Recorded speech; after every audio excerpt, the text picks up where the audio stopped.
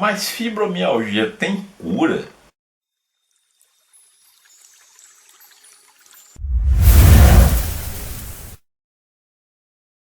Olá, eu sou o professor Paulo Candé e hoje eu queria te apresentar um artigo meu que foi publicado já há alguns anos, onde eu falo sobre fibromialgia.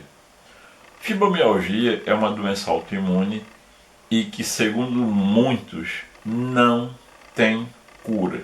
Desculpa, mas eu tenho que discordar. Muitas são as pessoas que eu já tive a oportunidade de cuidar que portavam a fibromialgia e, hoje em dia, estão curadas. Mas esse vídeo aqui, entenda que ele não é um vídeo que eu vou falar sobre os processos terapêuticos, o que é que você pode fazer. Esse vídeo aqui eu vou simplesmente fazer a leitura desse meu artigo que eu citei e cabe a você pedir, sugerir e quem sabe a gente faz um segundo vídeo falando sobre todo o processo terapêutico, como é que acontece, até mesmo porque existe a parte que o paciente ele faz na casa dele, ou seja, existe a parte que é responsabilidade do terapeuta e a parte que é responsabilidade do paciente.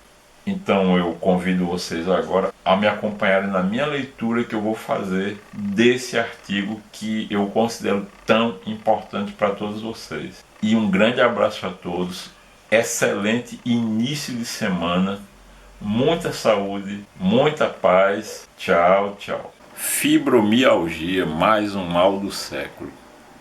O termo fibromialgia refere-se a uma condição dolorosa generalizada e crônica e, dentre os chamados males do século, ela guarda, sem dúvidas, um dos primeiros lugares. E antes de mais nada, é muito importante que se diga que todo o conteúdo aqui explanado tem como base principalmente a medicina oriental. E, é claro, minha própria experiência em meus anos de acupuntura. Então vamos lá. O primeiro e mais importante aspecto a se levar em conta é que a fibromialgia sempre, veja bem o que estou dizendo, sempre terá como motivo desencadeador um processo de natureza emocional e, portanto, é daí que vamos partir. Também é importante entender que todo o processo terapêutico que envolve a cura desse mal tem como base, em primeiro lugar, a ação do terapeuta, que envolve a acupuntura, shiatsu, incluindo a parte de reeducação corporal. Em segundo lugar, a reeducação alimentar. Em terceiro, a prática de atividade física indicada para o caso. E por último, o desenvolvimento de um protocolo aplicado ao descanso diário. Naquilo que diz respeito à medicina oriental, é necessário que se entenda o seguinte: a pele é o maior órgão do nosso corpo. Como tal, assim como os músculos têm reflexo nos rins, assim como os músculos têm reflexo nos rins. Ora, se partimos do princípio que é a atividade renal responsável pelo fluxo de toda a nossa energia aqui, então decorre dizer que a fibromialgia tanto pode ser originada pela deficiência desse mesmo fluxo, quanto ela pode dar origem a esse tipo de deficiência. Portanto, na abordagem, é para os rins que devemos lançar nossos primeiros cuidados.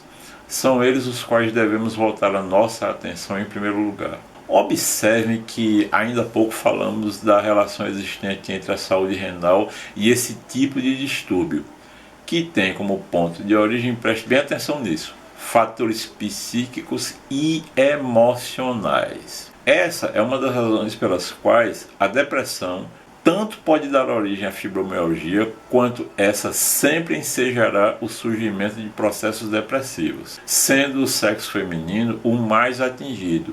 E é esse um dos pontos onde o fator nutricional exerce primordial importância.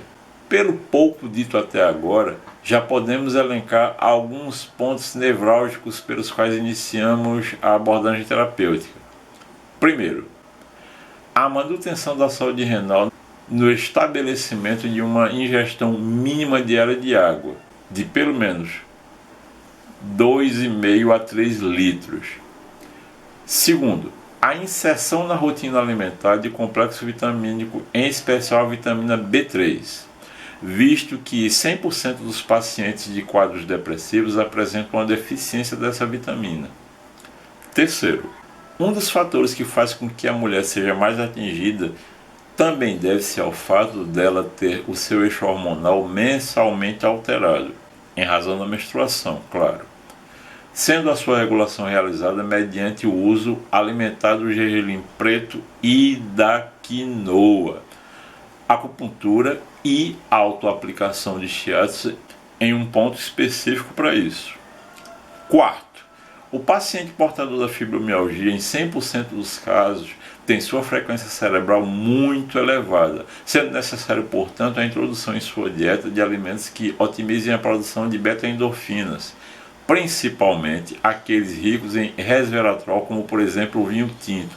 Veja bem o que eu estou dizendo, vinho tinto. Eu não estou dizendo suco de uva, é vinho tinto mesmo. Como a fibromialgia afeta os tecidos em sua quase totalidade e, como falei, por tratarem-se de reflexos renais e a eles afetarem, por sua característica energética dos rins ser frio e o elemento água. Então, para a retirada do fator patogênico, usamos principalmente alimentos do ar, sendo o principal deles a folha de couve, frisando bem que sua ingestão para esses pacientes deve ser sempre crua.